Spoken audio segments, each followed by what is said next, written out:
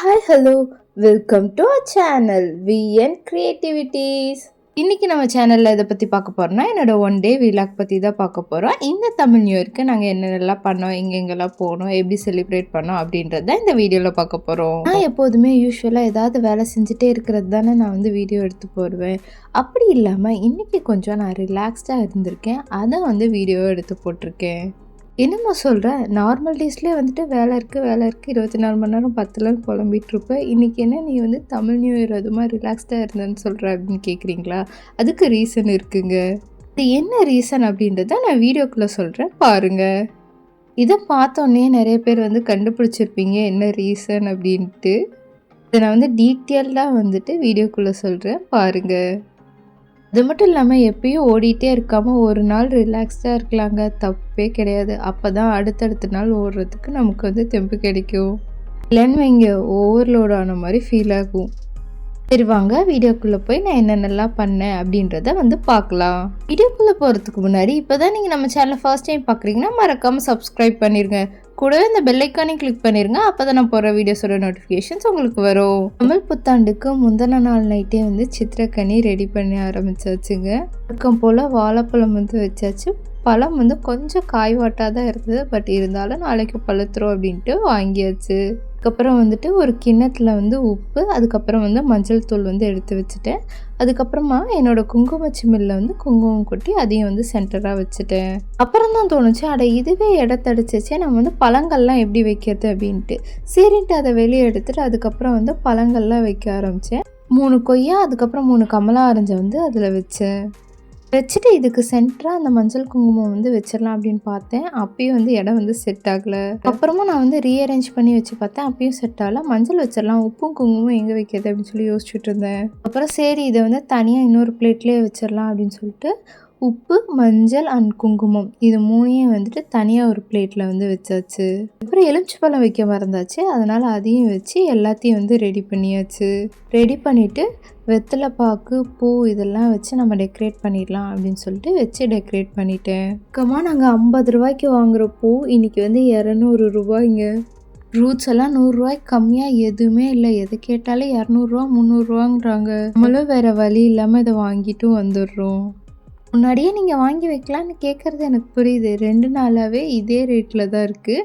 And அதுக்கு முன்னாடி வாங்கி வச்ச பூலாம் கொஞ்சம் வாடின மாதிரி ஆயிடுச்சு, அதையும் நான் வாங்கி வச்சேன். அதுக்கப்புறம் கொஞ்சம் காசும் தங்கமும் வச்சு கண்ணாடி வச்சு சாமிக்கு வந்து ஆப்போசிட்டில் வந்து வச்சாச்சு.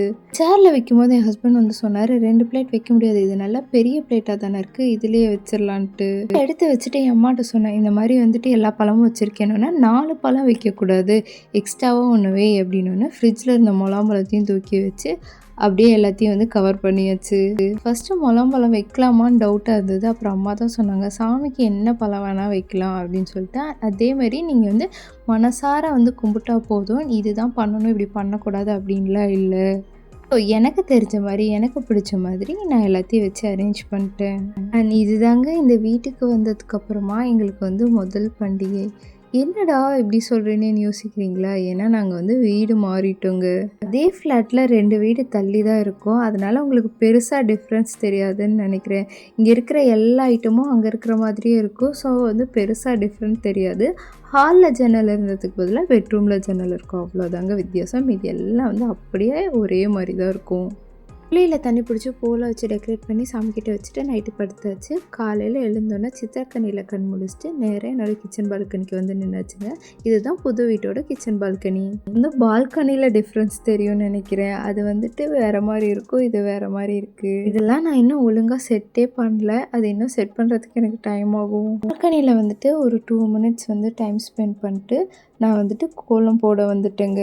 உங்களுக்கு வந்து வாசல்லாம் ஒரே மாதிரி தான் இருக்கும், அதனால் பெருசாக டிஃப்ரென்ஸ் தெரியாது. ஏன்னா 2 வீடு தள்ளி தான் நாங்கள் இருக்கோம். இப்போது ஓனரோட பொண்ணு கல்யாணம் பண்ணி வராங்க, அவங்கள இங்கேயே குடி வச்சிடறோம் அப்படின்னு சொன்னாங்க. அதனால் நீங்கள் வந்து வீட்டை மாற்றிக்கோங்கன்ட்டாங்க. சரின்ட்டு நாங்கள் என்ன பண்ணுறதுன்னு யோசிச்சுட்டு இருந்தப்போ பக்கத்துலேயே வீடு காலி பண்ணாங்க, வந்து இங்கே வந்து நாங்கள் செட்டில் ஆகிட்டோங்க.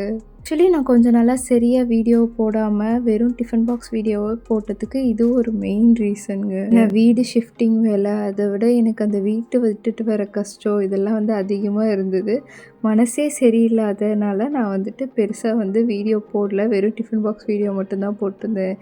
இந்த நியூ இயரில் ரெசல்யூஷன் எடுத்து இனிமேல் ஃபுல் ஃப்ளெஜ்டில் வந்து வீடியோ போடணுன்னு எடுத்திருக்கேன். பார்ப்போம். சீரியஸாக எனக்கு அந்த வீட்டை விட்டு வந்தோன்னா கொஞ்சம் நாள்ல எதுவுமே பண்ண பிடிக்கல. சரியாக சாப்பாடு கூட நான் செய்யலைன்னு சொல்லலாம்.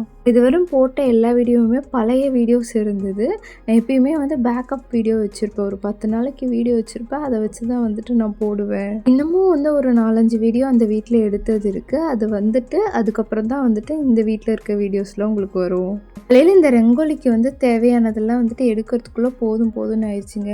ரங்கோலி பவுடர் மட்டும் புதுசாக வாங்கிட்டு வந்தாச்சு. ஏன்னா பழசு இதெல்லாம் தூக்கி போட்டுட்டேன் நான். எல்லாம் கொஞ்சம் கலர் பொடி தான் இருந்ததுனால போட்டுட்டேன். இந்த ஸ்டிக்கு, அதுக்கப்புறம் வந்துட்டு இதுக்கு வைக்கிற ரவுண்டு, அதெல்லாம் வந்துட்டு நான் வந்து தேடி கண்டுபிடிக்கிறதுக்குள்ள போதும்னு ஆயிடுச்சு. நான் யூஸ்வலாக வந்து ஒரு அச்சு வச்சுருப்பேன் விளக்கு மாதிரி. அதை வந்து தேடி பார்த்துட்டு கிடைக்கல. டைம் ஆயிடுச்சுனால தான் நான் வந்துட்டேன். டைம் ஆயிடுச்சு. ஏன்னா அவசரமாக கோலம் போட்டுருந்தனால எனக்கு கோலம் வந்து கரெக்டாகவே வரல. ஏதோ அவசரமாக போட்டுட்டேன். அண்ட் நான் வந்து 3 புள்ளி வச்சு போடணும் அப்படின்னு நினச்சேன் இந்த கடைசி ரவுண்ட். பட் வந்துட்டு அது சரியாக வரல. அதனால் அதை வந்து அப்படியே மாற்றி 1 புள்ளி வைக்கிட்டேன். இதாங்க என்னோடய கோலத்தோட ஃபைனல் லுக். ரொம்ப நல்லா இருக்குன்னு இல்லைனாலும் ஓரளவுக்கு இருக்குதுன்னு நினைக்கிறேன் நான். இந்த ரங்கோலி எப்படி இருந்தது அப்படின்றத எனக்கு கமெண்ட்டில் சொல்லுங்கள். நான் இப்போ வந்து பொறுமையாக நீட்டாக அழகாக போடுற மைண்ட் செட்டில் நான் இல்லை. என் மைண்ட் ஆல்ரெடி ரொம்ப டிப்ரெஷனில் இருக்குது. அண்ட் வந்து டைம் வேறு ஆயிடுச்சுன்றனால என்னால் பெருசாக போட முடியல. அதுக்கப்புறம் போய் ரெடி ஆகிட்டு வந்துட்டு நான் வந்து மடமடன்னு பிரேக்ஃபாஸ்ட் பண்ணிட்டேன். பிரேக்ஃபாஸ்ட்டுக்கு வந்து சிம்பிளாக தக்காளி தொக்கு அண்ட் வந்துட்டு கருப்பு கவுனி தோசை தான் பண்ணியிருந்தேன். கருப்பு கவுனி வந்துட்டு 2 நாளைக்கு முன்னாடி ஆட்டினது இருந்தது. அதனால் அதை வச்சு தோசை சுட்டுட்டேன். ஃபஸ்ட்டு வந்துட்டு பாப்பாவுக்கு மட்டும் தோசை சுட்டு கொடுத்துட்டு அதுக்கப்புறம் கோயிலுக்கு போயிட்டு வந்துடலாம். கோயிலுக்கு போயிட்டு வந்துட்டு வீட்டில் சாமி கும்பிட்டு அப்புறம் நம்ம சாப்பிட்டுக்கலாம் அப்படின்னு சொல்லி நாங்கள் முடிவு பண்ணியிருந்தோம். கோயிலில் லேட் ஆகிடுச்சு அப்படின்னா வந்துட்டு பாப்பாவால் பசி தாங்க முடியாது இல்லையா? அதனால் அவளுக்கு மட்டும் தோசை சுட்டு கொடுத்துடலாம் அப்படின்னு சொல்லிட்டு அவளுக்கு வந்து தோசையும் தக்காளி தொக்கு வச்சு கொடுத்தாச்சு. சாப்பிட்டு இருந்த கேப்பில் ஒரு காஃபி அடிச்சாச்சு. இப்போ வந்து சாப்பிட்டு முடிச்சோன்னா பக்கத்தில் ஒரு அம்மன் கோயில் இருக்குது. அங்கே தான் நாங்கள் வந்து போயிட்டு வந்தோம். இந்த அம்மன் கோயில் வந்துட்டு அவ்வளோ சூப்பராக இருக்குங்க. செம்ம பாசிட்டிவ் வைப்பாக இருக்கும். எனக்கு எப்போ மனசு சரியில்லைனாலும் நான் இங்கே போவேங்க. மனசு வந்து அவ்வளோ நல்லாயிருக்கும். அது மட்டும் இல்லாமல் இங்கே ஒரு குளம் இருக்குது. இதில் நிறைய ஃபிஷ் இருக்குது. அதுக்கு வந்துட்டு நாங்கள் பொரி வாங்கி போடுவோம். அது சாப்பிட்றத பார்க்கும்போது அவ்வளோ ரிலாக்ஸ்டாக இருக்கும். என்னோடய நிறைய வீடியோவில் நீங்கள் அதை பார்த்துருப்பீங்கன்னு நினைக்கிறேன். அதுக்கப்புறம் வீட்டுக்கு வந்துட்டு விளக்கெல்லாம் வந்துட்டு பூ வச்சு பொட்டு வச்சு அலங்காரம் பண்ணியாச்சு. நேற்று தான் இதெல்லாம் வந்து கழுவி வச்சுருந்தேன்னா அதனால் எடுத்து புதுசாக பொட்டெல்லாம் வச்சு பூ வச்சு அலங்காரம் பண்ணிட்டேன். அதே மாதிரி சாமி எல்லாத்துக்கும் வந்துட்டு பூ வச்சு அலங்காரம் பண்ணியாச்சு. அப்புறமா வந்து வெள்ளிக்கிழமையிலே வந்துட்டு நிறைய பூ போட்டு சாமி கும்பிடுவேன். இன்றைக்கி வந்து பூ வந்து கம்மியாக தான் கிடச்சிது. பூக்கு பயங்கர டிமாண்ட் அப்படின்றனால கம்மியாக தான் இருக்குது அப்படின்னு சொல்லி சொன்னாங்க. அதில் விலையும் ஜாஸ்தியாக இருந்ததா, அதனால் கம்மியாக பூ வாங்கிட்டு வந்து பூ போட்டு சாமி கும்பிட்டாச்சு. என் வாய்ஸ் வந்து ஒரு மாதிரி கரகரன்னு இருக்கும். எனக்கு வந்து கோல்டாக இருந்தது. அதனால் அட்ஜஸ்ட் பண்ணிக்கோங்க. வீடு ஷிஃப்டிங் ஆனால் இங்கே வந்து எல்லாத்தையும் வந்து நம்ம வந்து அரேஞ்ச் பண்ணி வைக்கிறது, நிறைய டஸ்ட்டு வந்து மூக்கில் பூந்துச்சு. ஸோ எனக்கு வந்துட்டு கோல்டு வந்து போகாமையே இருக்குது. அதனால் என் வாய்ஸ் அப்படி தான் இருக்கும். கொஞ்சம் அட்ஜஸ்ட் பண்ணிக்கோங்க. ரொம்ப நாளைக்கு அப்புறம் இன்றைக்கி தாங்க வந்து மனநிறைவாக உட்காந்து நான் சாமி கும்பிட்றேன். ஒரு மாதிரி டென்ஷனாகவே இருந்துச்சு. இந்த வீடு ஷிஃப்ட் பண்ணுறது அந்த பொருளெலாம் எடுத்து வைக்கிறது அப்படின்ட்டு. இன்னமும் கொஞ்சம் எடுத்து வைக்கல தான். பட் இருந்தாலும் அப்படியே இருக்கட்டும்னு விட்டு வச்சுருக்கேன். இன்றைக்கி தான் கொஞ்சம் ரிலாக்ஸ்டாக நான் வந்து ஃபீல் பண்ணுறேன். சாமி கும்பிட்டு முடிச்சுட்டு நாங்களும் வந்து பிரேக்ஃபாஸ்ட் சாப்பிட்டோம். அதுக்கப்புறமா ஒரு கொஞ்சம் நேரம் கழிச்சு ஏதாவது வந்து சில்லுன்னு குடித்தா நல்லா இருக்குமேன்னு தோணுச்சு. ஏன்னா வெயிலுக்கு அந்த தோசை சாப்பிட்டது ரொம்ப இதாக இருந்தது. ஸோ முலாம்பழம் எடுத்து அதை வந்து ஜூஸ் போட்டுட்டேன். முலாம்பழத்தை வந்து வெறுமனே ஜூஸ் போட்டால் வந்து நல்லா இருக்க மாட்டேங்குதுங்க. அது கொஞ்சம் நேரமாவது ஃப்ரிட்ஜில் வச்சு அதுக்கப்புறம் வந்து ஜூஸ் போட்டு பாருங்கள், கொஞ்சம் சில்லுன்னு நல்லாயிருக்கு. அண்ட் ரொம்ப வந்து தொண்டையை வந்து பிடிக்கல.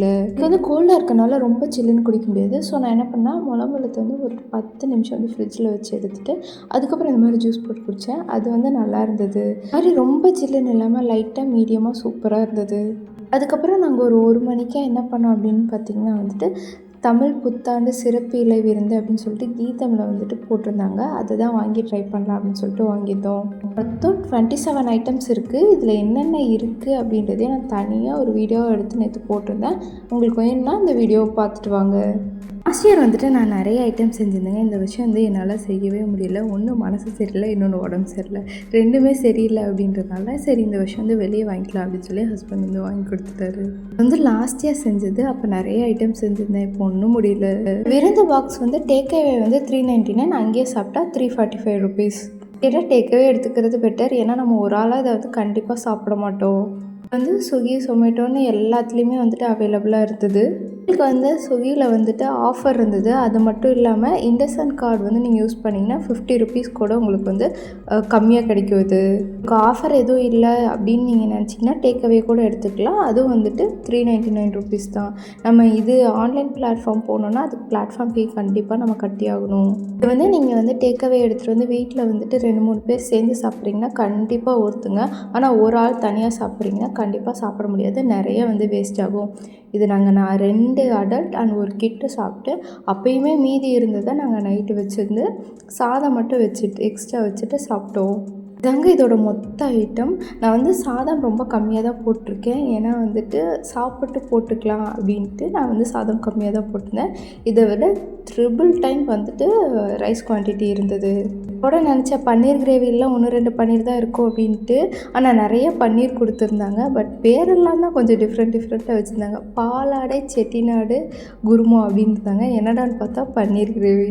அதே போல் பலாக்காய் பிரியாணிலே வந்துட்டு நிறைய பீஸ் இருந்தது. நான் பீஸே இருக்காதுன்னு நினச்சேன். நல்லா சீரக சம்பாவில் செஞ்ச பலாக்காய் பிரியாணி, அதுலேயே நிறைய பீஸ் இருந்தது. இந்த ஐட்டம்ஸ்லாம் நம்ம நார்மலாக எப்பயும் சாப்பிட்ற ஐட்டம்ஸ் தான். ஆனால் பேர் மட்டும் கொஞ்சம் டிஃப்ரெண்ட்டாக வச்சுருந்தாங்க. என்னென்ன ஐட்டம்ஸ்லாம் இருந்தது, அதோட பேர்லாம் என்ன, அது எவ்வளோ குவான்டிட்டியில் இருந்ததுன்றதை ஃபுல் டீட்டெயிலாக நான் நேற்றே வந்து வீடியோ போட்டேன். ஸோ இதை வந்து நிறைய எக்ஸ்பிளைன் பண்ண நான் விரும்பல. உங்களுக்கு வேணால் அந்த வீடியோவை பார்த்துக்கோங்க. நல்லா வந்து ஃபுல் கட்டிட்டு ஒரு மொரட்டு தூக்கத்தை வந்து போட்டாச்சுங்க. தூங்கிட்டு எழுந்திரிக்கும் போது தான் தெரிஞ்சது, ஐயோ இவ்வளோ நேரம் தூங்கிட்டோமா அப்படின்ட்டு. அப்புறம் ரெஃப்ரெஷ் ஆகிறதுக்கு ஒரு டீயை போட்டு கொடுத்தாச்சு. ரொம்ப நாளைக்கு அப்புறம் நான் ரொம்ப நேரம் அன்றைக்கி தாங்க தூங்கினேன். அதுக்கப்புறம் நியூ இயருக்காக பெட்ஷீட்ஸ் எல்லாம் துவைச்சி போட்டிருந்தேன். அதெல்லாம் எடுத்து மடித்து வச்சு நீட்டாக வந்து ஆர்கனைஸ் பண்ணி வச்சாச்சு. இதெல்லாம் எடுத்து வச்சுட்டு சும்மா உட்காந்து கொஞ்சம் நேரம் பேசிகிட்டு இருந்தோம். அப்போ தான் எங்களுக்கு ஒன்று தோணுச்சு, சமைக்கிற வேலையும் இல்லை, அதான் ஆல்ரெடி சைட் டிஷ் இருக்குது, நம்ம வந்து ரைஸ் மட்டும் வச்சுட்டா போதும், ஏன் நம்ம வந்து பார்க்கு போயிட்டு வரக்கூடாது அப்படின்னு சொல்லி யோசித்தோம். போன வாரம் தான் அந்த பார்க் போனோம். இருந்தாலும் சரி சும்மா ஒரு வாக் போயிட்டு வரலாம் அப்படின்னு சொல்லிட்டு போயிட்டு வந்தோம். இந்த பார்க் எங்கே இருக்குது அப்படின்னு பார்த்தீங்கன்னா வந்து நம்ம கிளம்பாக்கம் பஸ் ஸ்டாண்ட் இருக்கு இல்லையா, அதுக்கு பக்கத்துலேயே இருக்குது. இது வந்து காலநிலை பூங்கா அப்படின்னு சொல்லுவாங்க. ஏன் காலநிலை பூங்கான்னா இது காலத்துக்கு ஏற்ற மாதிரி மாறிக்கிட்டே இருக்குமா. அதுக்கு பெஸ்ட் எக்ஸாம்பிள் இங்கே வந்து மரம் தாங்க. இந்த பூ வந்துட்டு இந்த சம்மர் சீசனில் மட்டும்தான் பூக்கும். செம்ம அழகாக இருக்குல்ல. என்னங்க பெரிய செரி பிளாசம், இந்த பூவோட அழகுக்கு ஈடாகுமா. சம்மரில் இந்த பூ பூக்கும். அப்புறம் வந்து டிசம்பரில் வந்துட்டு டிசம்பர் செடி நிறைய வச்சுருந்துருக்காங்க, அதில் வந்து பூ பூக்கும். இந்த மாதிரி ஒவ்வொரு காலநிலைக்கு ஏற்ற மாதிரி அவங்க நிறைய மரங்கள் அண்ட் செடிகள் வச்சுருக்காங்க. அதுலேருந்து வர பூனால் இந்த பார்க் ஒவ்வொரு டைமும் நமக்கு போகும்போது டிஃப்ரெண்ட்டாக தெரியும். ஆக்சுவலாக அந்த பார்க்குக்கு போன வீக்கெண்ட் தான் நாங்கள் போயிட்டு வந்தோம். இருந்தாலும் நான் திரும்ப போனேன். ஏன் தெரியுமா, இந்த பூவை பார்க்கறதுக்காக தான். ஏன்னா எனக்கு இந்த பூ அவ்வளோ பிடிச்சிருச்சுங்க. அதோட கலர், அதோட அழகு எனக்கு வந்து என்னன்னு சொல்ல தெரியல, அவ்வளோ அழகாக இருந்துச்சு. எனக்கு ரொம்ப பிடிச்சிச்சு. இதை திருப்பி போய் பார்க்கணுன்னு எனக்கு ரொம்ப ஆசையாக இருந்தது. அதனால் திருப்பி வந்து இன்றைக்கி பார்க்கலாம் அப்படின்னு சொல்லிட்டு இந்த பார்க்குக்கு வந்தோம். நாங்கள் வந்தோன்னே வேறு எங்கேயுமே பெருசாக டைம் ஸ்பெண்ட் பண்ணலைங்க. இந்த மரத்துக்கிட்ட வந்துட்டு இதை வளைச்சி வீடியோ எடுத்துகிட்டு அப்புறம் கொஞ்சம் ஃபோட்டோஸும் எடுத்துட்டோம். அதுக்கப்புறம் இந்த பார்க்கில் கொஞ்சம் நேரம் வாக் பண்ணோம். இது ரொம்பவே பெரிய பார்க்குங்க. நீங்கள் வந்து ஒரு தடவை வாக் பண்ணிங்கன்னா 2-3 கிலோமீட்டராவது நீங்கள் நடக்கிற மாதிரி இருக்கும். இந்த பார்க் எங்கள் வீட்டிலேருந்து ஒரு 10 to 15 மினிட்ஸில் போயிடலாம். அதனால் நாங்கள் அடிக்கடி போவோம். அது மட்டும் இல்லாமல் இந்த பார்க்குக்கு என்ட்ரி டிக்கெட் எதுவுமே இல்லை, ஃப்ரீயாக தான் வந்து இவங்க விடுறாங்க. பிஸியான சிட்டிக்குள்ளே ஒரு அமைதியான காடு மாதிரி இருக்கும் இந்த பார்க். நிறைய மரங்கள், செடிகள், கொடிகள்னு ஒரு காட்டுக்குள்ளே போகிற ஃபீல் தான் இருக்கும். எனக்கு இந்த பார்க்கில் இந்த பிரிட்ஜ் ரொம்ப பிடிக்கும். இந்த பிரிட்ஜில் வந்து சைடில் வந்து லைட்ஸ் வச்சுருந்தாங்க, அது இப்போ காணோம். இங்கே வரவங்க உடச்சிட்டாங்களா இல்லை என்ன அப்படின்றது தெரில. அங்கங்கே அது உடஞ்சி கிடந்தது. விஷயம் நமக்கு ஃப்ரீயாக கிடைக்கிதுன்னா அதை வந்துட்டு இப்படி தான் எல்லாம் அலட்சியமாக வந்து யூஸ் பண்ணுறாங்க.